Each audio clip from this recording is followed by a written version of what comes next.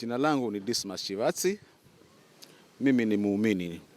Sina madaraka yoyote katika kanisa hili, lakini ni member wa Kenya Anglican Men's Association. Na nimekaa hapa kutoka mwaka 2007. Ikiwa mzee hapa kanisani miaka hii yote. Lakini tumeona kuna mambo kidogo ambayo yanaenda tuseme mrama. Ndani ya miaka 5 hii ama 6 tumekuwa tukigeuziwa wachungaji kila baada ya miezi 6 mwaka. Kila baada ya miezi 6 mwaka. Sababu ya wachungaji wale kugeuzwa hatujajua. Maana kama tungeambiwa huyu tumemuondoa sababu amefanya hivi na hivi, angalau tungekuwa hatuna shida. Lakini kila baada ya miezi 6 tunageuziwa. Huyu amekaa hajamaliza mwaka anaondolewa. So kwa mimi naona hawa wachungaji labda hawana usemi. Wewe mwezi huu umekuja hapa, umechukua transfer ya watoto wako, umekuja hapo umewapeleka shule. Baada ya miezi 6 umpigwa transfer, umeenda mahali pengine. Sasa familia haina amani, watoto wanageuziwa shule kila baada ya mwaka, kila baada ya mwaka. Hii inafanya watoto hata wanachukia kanisa. Kwa hivyo sisi tukaamua kwamba hivi sasa wanataka kumuondoa mchungaji huu mwingine pia. Tukasema hii haiwezekani. Kama mchungaji amekosea, tuambiwe amekosea nini, ili tuwe pamoja katika hiyo hali ya kumuondoa. Kama kuna mtu ambaye anasababisha hawa wachungaji waondolewe kila wakati, tuseme hawa wachungaji wanakosea nini ndio wanaondolewa kila wakati. Sisi hatujakataa mchungaji hata siku moja hapa. Mchungaji akija hapa tunashirikiana naye, tunafanya naye kazi. Lakini sababu kwa wanaondolewa bado hatujajua. Kwa hivyo kwa hii ya sasa tunataka tujue kwa nini anaondolewa. Mchungaji huyu alikuja mwaka jana tu hapo mwanzo kutoka kanisa la Gede. Hivi tuambao ampigwa transfer, anapelekwa remote place, bila shaka labda ni Lamu huko ndo anapelekwa. Sina details, lakini ambao anapelekwa Lamu. Ni kama vile kwa serikali tu ukifanya mambo kidogo unapigwa transfer ya mahali. Lakini hata nikazungumza na baba askofu hivi leo. Nikamwambia ukiwa lazima utransfer mchungaji kutoka mahali hapa kwenda hapa, waumini wajue kwa nini mchungaji yule anaondolewa. Kama mchungaji ndio mwenye makosa, hayo makosa pia tuambiwe. Ameiba tuambiwe, maana pesa zaibwa sana hapa ndani. Pesa zaibwa sana hapa ndani. Kwa hivyo kama wachungaji wote wamekaa hapa ni waizi, atuambie tunaondoa hawa wachungaji sababu ni waizi. Sisi waumini tutaridhika.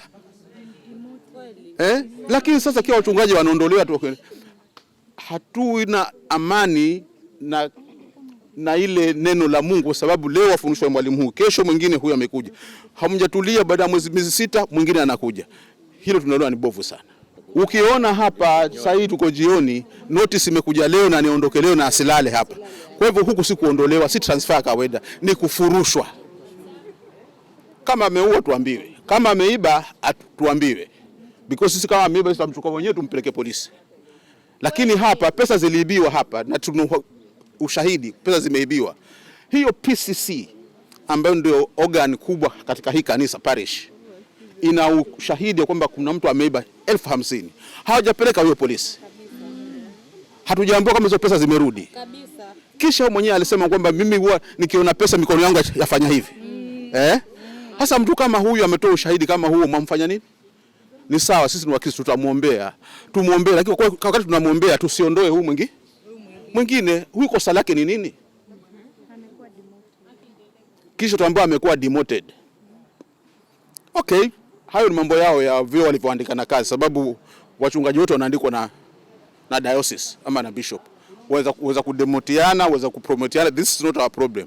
But for us as a parish, tunataka mchungaji akija hapa tukae naye, tumzoee.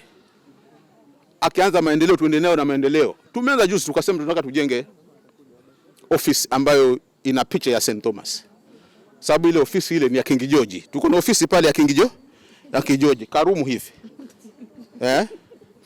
Pale kuna choo.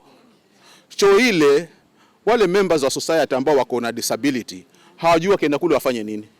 Because hakuna nafasi ya mtu ambaye ako physically challenged kuingia kwa ile choo. Ambako amesha sasa, it's very wrong. Hivi leo pakija mgeni mheshimiwa hapa, ni aibu kumpeleka kwa ile choo. Si choo ile. Ni choo ambayo ingekuwa kwenye kanisa huko Zikunze, such a place, not at the center of Kilifi County. ndani ya miaka kidogo hivi nikiongea, Kilifi hii itakuwa city. Do we have such a toilet? Palikuja mgeni hapa kutoka nchi jirani. Aliposhukwa na choo akaenda kule. Alipotoka pale asema St. Thomas hamstahili kuwa na choo kama hii. Akatoa mchango wake ili mjenge choo. Mpaka leo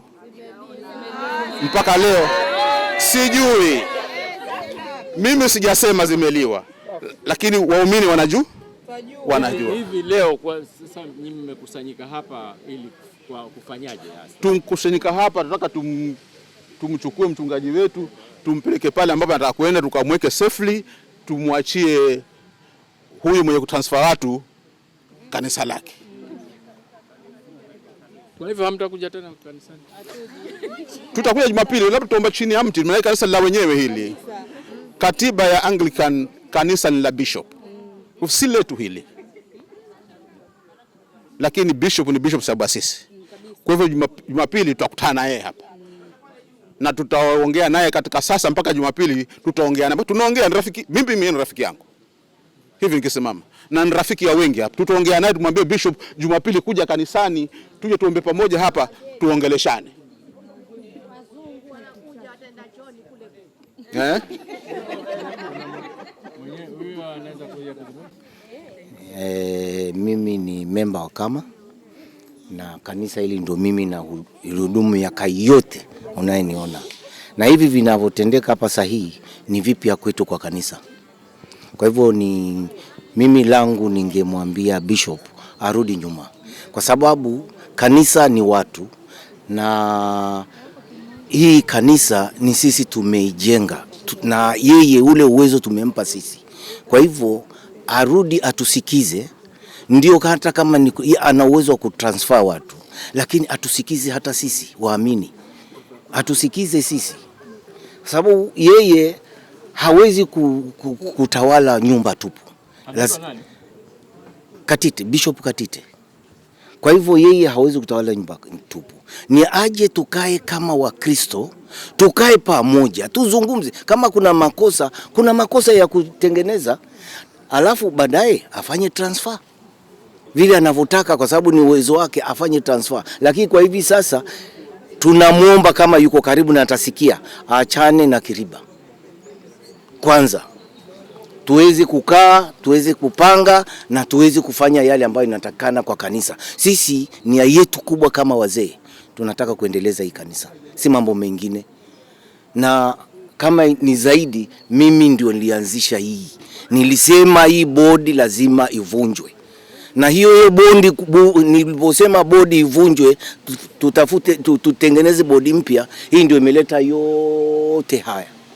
Kwa hivyo hii bodi lazima ivunjwe, kwa vyovyote vile tutoe bodi mpya na tuweze kuendeleza kanisa. Nia yetu ni kujenga kanisa. Hii kanisa iko katika headquarter. Na headquarter ukiangalia hivi vyoo ambavyo viko hapa ni zinatakana zile chache ambazo zinaanza ndio wanaanza kuwa na hii choo na zile ofisi. Zinataka zile zinaanza. Na kanisa ni watu na tuko na watu wengi ambao wanaweza kujenga. Hata tukisema tujenge ofisi leo tutajenga. Mimi sina zaidi. Bishop arudi akae na waamini tupange vile tutakaofanya. Bishop lazima achukue matakwa yetu muhimu, kwa sababu wale ambao wako nao wanamdanganya. Sisi tunataka kujenga na wale ambao wako nao wanataka kubomoa, na sisi hatutakubali kanisa libomolewe. Ndio kuna uwezekano wanaweza kurudishwa. Definitely hili letu ndio tunaomba, kwa sababu waamini wamemwamini huyu reverend. Wamemwamini. Corruption imekuwa nyingi hapa, wizi umekuwa mwingi, pesa hata watu wengi wanarudisha misaada yao kwa sababu vile inavyoendelea. Wengi wanarudisha. Kwa hivyo lile tu ni kwamba hatumkatai bishop. Tunamhitaji kwa sababu yeye ndio bishop wa Anglican hapa Malindi Diocese. Hatumkatai, lakini pia hatusikize sisi kama waamini.